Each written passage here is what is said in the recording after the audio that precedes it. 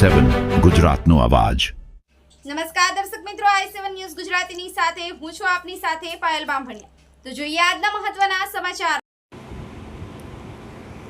ગોવિંદગુરુ લીંબડી તાલુકાના રણિયાન ઇનામીના રઈસ ભૂપેન્દ્રસિંહ ભાભોરના લગ્નના અણીકામાં કામોડ જાગૃતિબેન સાથે આદિવાસીઓના રીતરિવાજો મુજબ નક્કી કરવામાં આવ્યા।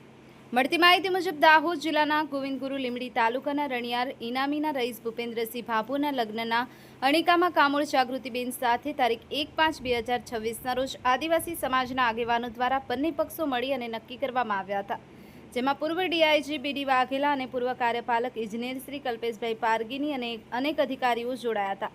જાગૃતિબેન કામોડ ડોક્ટરની પદવી ધરાવતા હોય અને વર ભૂપેન્દ્રસિંહ ભાભોર હિસાબી કામગીરીના વહીવટીના અનુભવી સાથે બંને પક્ષોના રમતે ગમતે લગ્ન નક્કી કરવામાં આવ્યા હતા।